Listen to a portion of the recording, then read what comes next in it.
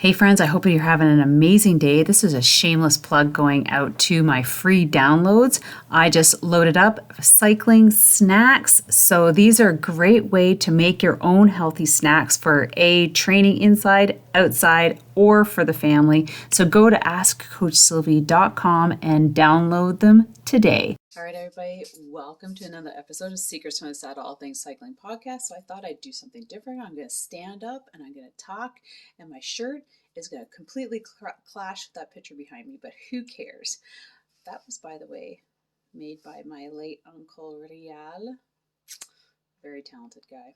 Anywho's, so today we're going to be talking about breakfast and the benefits of breakfast as an athlete or for anyone. Now, this kind of prompted me to do this because I think it's the most important meal of the day. I was also, my mom never let us leave the house without a proper breakfast. And I mean like proper farmer breakfast, like everything, eggs, bacon, cereal, toast, like you name it.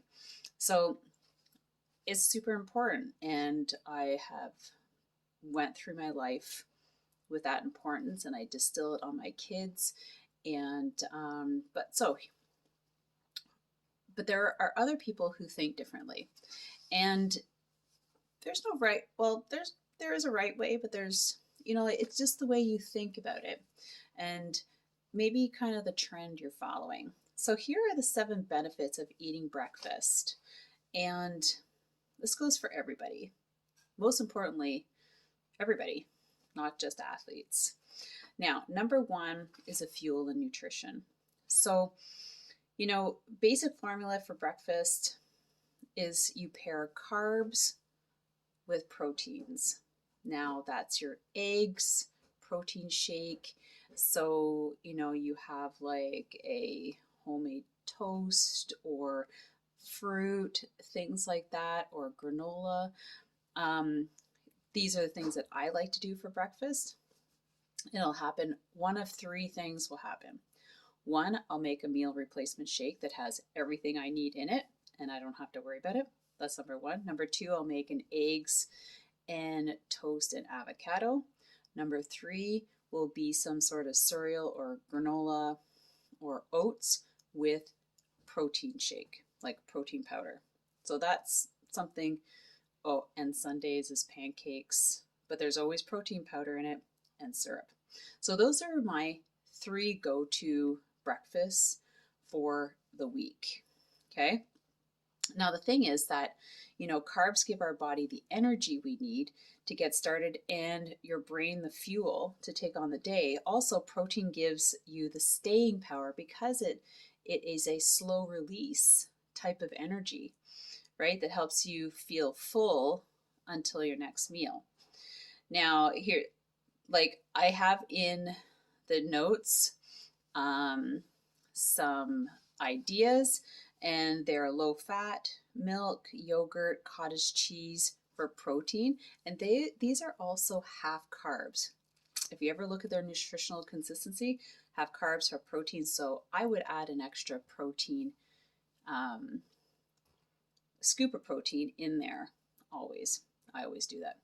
And then there's fresh fruit or veggies, again for carbs, but then I would add like a protein shake. Nuts or legumes for even more protein, but also you get the fats. So now here's a question about eating before the gym in the morning. Now it's completely up to you. Now, if you're going out for like a 45-minute strength exercise or a walk or maybe a light run, you probably wouldn't have a full breakfast. Like you'd want to have something in your stomach. Or maybe you might just do it, like if it's 45 minutes, I probably wouldn't do anything and I would come back and have a breakfast. But I wouldn't stay empty after that. I would never do a hard workout on an empty stomach. I would take like a scoop of protein, peanut butter or something, or half a banana, half a bagel, something to be in your body, and also electrolytes, so something in your water. Now the thing is that if you are missing meals, this is where it comes in, and I think I mentioned it in the next couple ones, is that you're starting to miss the nutrients that you need. Okay, so I know a lot of people are into this fasting thing, and there's not an article out there that talks about athletes and fasting in the same in the same article saying that it's good, because we all know that athletes, no matter what you're training for, if you're training specifically, like you have 20 hours a week, you need the energy, you need the protein for recovery. You cannot afford to be missing out, right? So protein is also great. Like, I take a protein shake before bed. It helps my metabolism, my muscle development, my bloating, increases, I said metabolism. Yeah, decreases bloating, makes me feel satiated, so I'm not hungry later on. And it's a good practice to get into. It just gives you extra protein in your day. Now, number 2 is a healthy weight. Now, and like peanut butter on your toast and coffee does not count. Do you hear me? That doesn't count. Okay. You know, it says that people over 40 are if you're wondering why you're losing muscle mass over the age of 40, like I work with a lot of women over 40, I'm 51, it's because if you get into something like this, you are depriving your body of nutrients and proteins that you need to get the results that you're looking for. Okay, if you start cutting it out, like you want to fast and you want to starve yourself till lunchtime and then stuff all this food into your body, do you think that's going to help over time? It might help in like a short amount of time. Like if you want to do something like that to break like a plateau, like just to change things up, I would suggest something like that, or do like a keto thing for like a couple weeks. That creates like a bit of a change in your body. Okay, if you hit a plateau, you need to change it up. But like I was saying just before, that if you start eliminating food or meals, it means that you're starting to eliminating the amount of, like, how are you going to get the proper amount of fiber, iron, potassium, magnesium, calcium, all these nutrients that you need in your body for your body to function properly on a daily basis if you are removing meals. Okay, you can't possibly eat everything over one sitting, because if you go back to my episode a couple weeks ago about gut health, imagine having all that food sitting in your stomach and your gut trying to process it, like 1,000-calorie meal to make up for everything you missed during the day. There's reasons why you eat meals during the day, and is to provide good gut health, keep your energy level up. Okay, and if you think that cutting this out just because you want to lose weight, there's a proper way of doing it. And missing your breakfast is not one of them.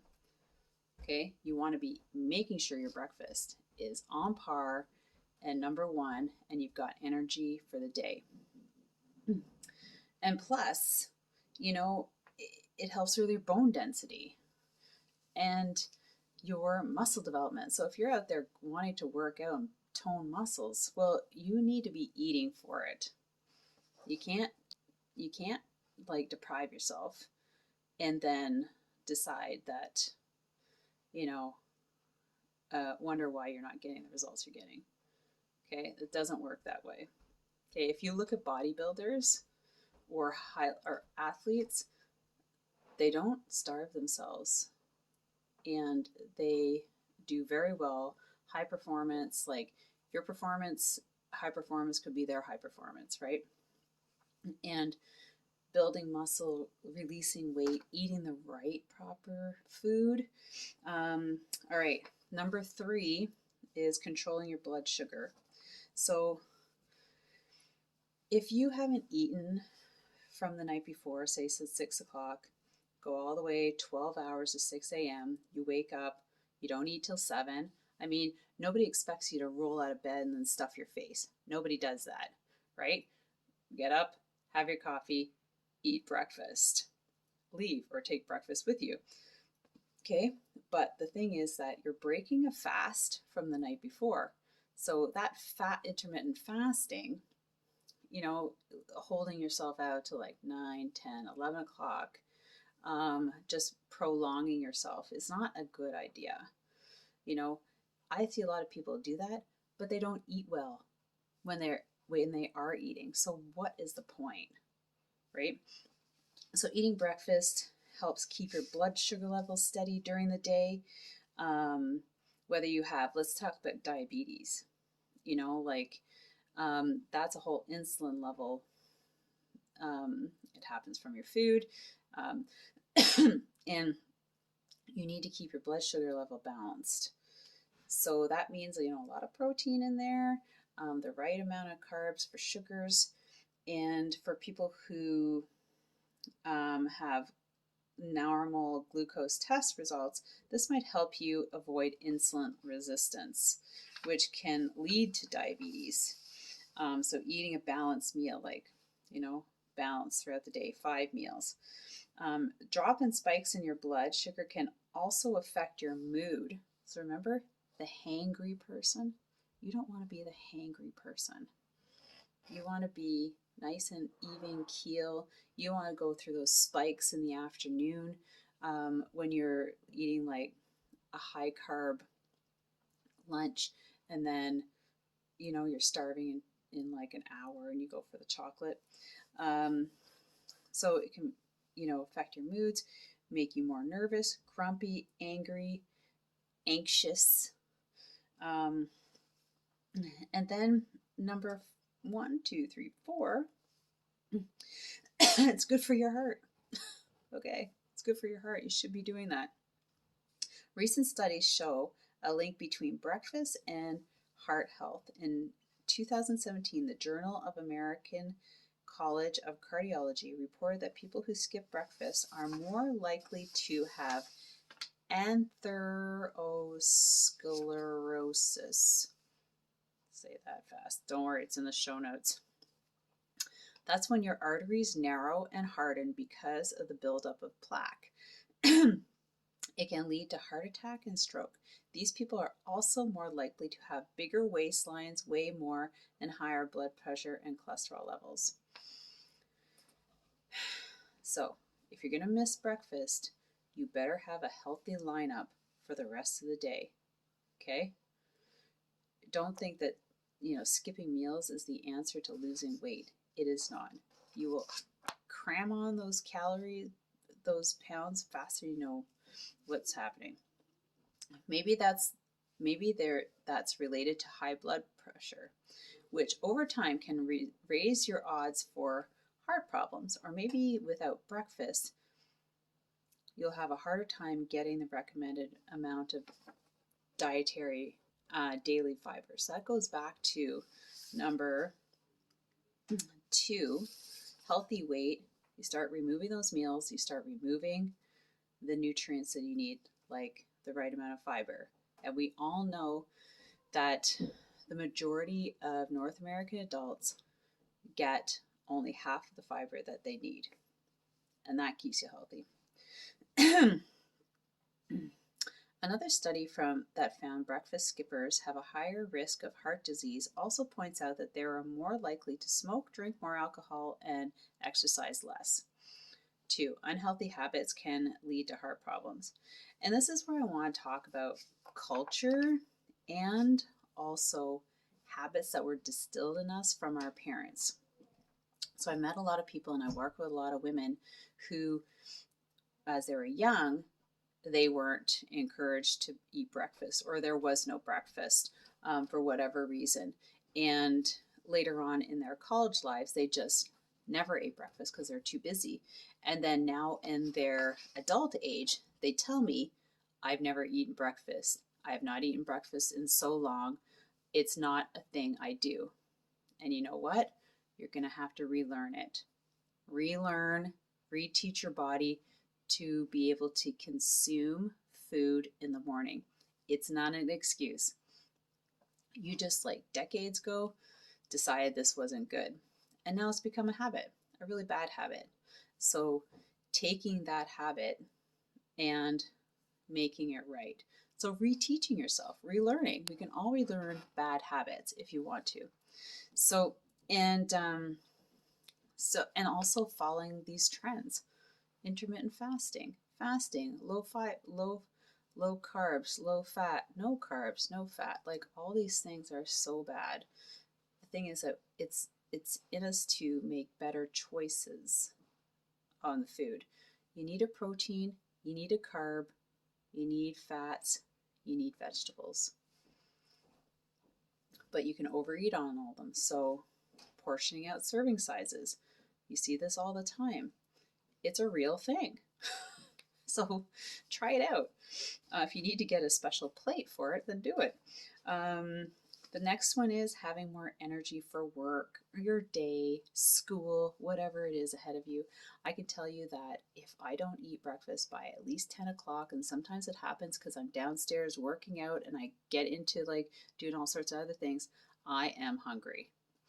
And it's not because I want to, and I can feel myself being hungry, and that growling your stomach's not good, and it feels like you're going to eat yourself from the inside out.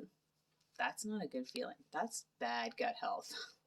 So kickstarting your day boosts your metabolism, mental health, focus, brain function, energy levels, and insulin levels. So these are good things, right? You don't want to, that brain fog stuff? Well, that's real too. And it's real if you're not putting good energy food into your body. Okay. Next one, setting yourself up for success. Take some time to learn about some good recipes, or the proper amount of proteins. Maybe you do have to spend some time to weigh things out and prepare your protein. That can go a long way. I don't recommend carb counting because that can get obsessive unless you use it as a tool, but it is a great tool and educational way to learn about what a portion size looks like. If you're looking like, okay, I'm going to eat 5 ounces of protein, you need 1 gram of protein per pound. Okay, I'm 130 pounds, 130 grams. Okay, 130 grams equals into I don't know how many ounces, but start weighing it out. Start calculating. No, how many eggs? How many grams is in 2 eggs, 3 eggs? How many grams is in sugar? Eggs. What was I saying? Protein powder, meat. All right, kids are home. So things like that. Eggs. I said eggs. What the hell was I thinking? Fish. Anyways, it's about learning and educating yourself, and then the carbs. Learn about the carbs that you eat. How much can you afford to eat of your favorite carbs? And that's why carb tracking for at least a week is a great eye opener to finding out how much you've been consuming in a week of your proteins, carbs, fats, sugars, fibers. And then you can adjust. You're like, oh dang, that granola bar, fuck. That's 30 grams of sugar. I only the right amount of sugar for a woman a day is 25 grams. I can no longer eat that bar, or I need to find a better replacement. Stuff like that is educational. So you can educate yourself. Use it. If you want, message me if you have questions. If you want to track your stuff for a week and then say, hey, Sylvie, can you look at my stuff? Can you give me some feedback? I will do that for you. It is so eye-opening. And it also helps you get back on track. Like you've fallen off the wagon a bit, you're like, woo. And I usually do a cleanse day or two that to help me do that. But if you find you're starting to overeat, you're noticing it, cleanse days are great. Only 1 to 2 days max. But tracking your stuff is even greater because then you can like, okay, let me pull the reins in a little bit. And then last one, supplements. Now, supplements means a lot of different things to a lot of different people. Iron, calcium, magnesium, B12, fish oils, these are all supplements. And guaranteed, you're probably taking one of them. Now, protein powder is a supplement. And also, like, I love using like meal replacement shakes. I've been using them for 10 years. I fell in love with them after my third child was born, when I was going down a slippery slope of like depression and stress and not eating and tiredness, and I don't know what was happening. I knew all the stuff. It was just weird. And then I was introduced to the shakes so I could have a quick, fast meal as a new mom. And I absolutely loved it. I haven't looked back. I've used it to stand on the stage with a rockin' body. I've used it to compete on my bike. I use it every day. There's collagen, there's immune booster, there's greens, there's all these things that make life so easy. And if you're into being like having an easy life with your food and not making it complicated, add a shake a day. Oh my gosh, it can be the best thing for you, because you're like, oh my God, maybe it's the breakfast that you don't have a hard time with. I'm like, okay, what if I could make a shake and eat it in 5 minutes? Would that be good for me? That would be really fucking good for you. I can share what I do. You have to message me if you're interested on the podcast on Instagram. But with that, I hope that helped. Those 7 benefits of breakfast. If you've been sitting there going, yeah, I need to add it, or you're like, ugh, I don't believe in that. Well, look at where you're sitting. Does it equal to what's going on in your body? Just because you believe that doesn't matter anymore, and you're training every other day, you're going to deprive your body. It's going to start like, you're going to start reducing the things it needs, and then it's going to respond to you and give you something back in the way of an injury or burnout or sickness, something. So it's good to listen to your body. It's good to fuel your body properly. You don't have to overdo it. There's ways you can hold on and track yourself so you're doing it right. There's people you can talk to. You can hire a coach that's into that. Yeah. So with that, have an amazing day. I hope that helped. And if you have any questions, please feel free to message me on YouTube. This will be on YouTube. It's on Instagram. You can reach me just about anywhere. And but the best place is Instagram. Don't forget to follow and share this with somebody that maybe you've had that discussion about breakfast with, and they need a little bit of an eye-opener. I mean, breakfast is a non-negotiable. It should be a non-negotiable for students, right? Coffee is not a breakfast substitute. Neither is a cold slice of pizza, if you know what I mean. So with that, love you all. I'm so excited about this year. I just want you to have the most amazing day, and see you on the next episode.